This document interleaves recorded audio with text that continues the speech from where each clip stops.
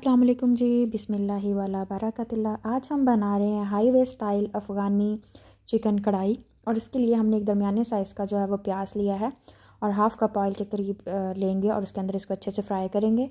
और इतनी क्वांटिटी में हम इसके अंदर काजू ऐड करेंगे। हमने चिकन जो है वो हाफ़ केजी लिया है, इस हिसाब से मैं सारी क्वांटिटी जो है वो चीज़ों की ऐड कर रही हूँ।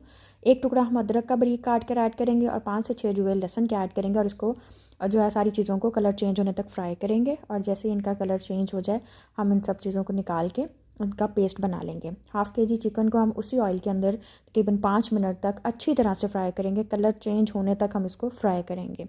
जब इसका कलर अच्छी तरह से चेंज हो जाए तो हम इसके अंदर जो है वो 3 दरमियाने साइज़ के टमाटर जो हैं वो इस तरह से इसके अंदर रख देंगे और इसको 5 से 6 मिनट के लिए हम इसको कवर करके पकने देंगे।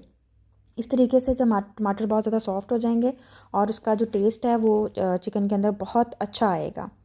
और टमाटर का छिलका हम निकाल लेंगे और टमाटरों को अच्छी तरह से मैश कर लेंगे।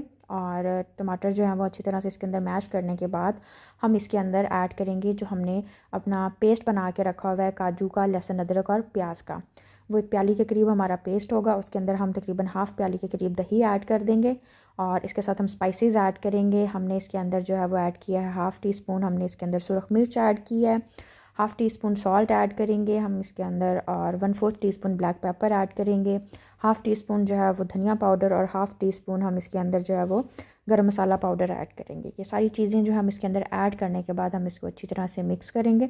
हाफ़ टी स्पून हम इसके अंदर हल्दी पाउडर भी ऐड करेंगे और इसको अच्छी तरह से मिक्स करने के बाद हम 10 मिनट्स के लिए फुल तेज़ आंच पर इसको कुक करेंगे और मुसलसल हमने इसको स्टीर करना है।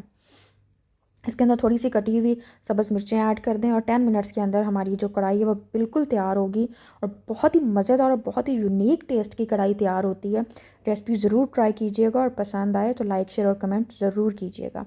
अब हम इसको जो है वो इस तरह से गार्निश करेंगे कोरिएंडर के साथ, इसको अदरक के साथ और सब्ज़ मिर्च के साथ, और इसको सर्व कर देंगे नान या रोटी के साथ। Thanks for watching.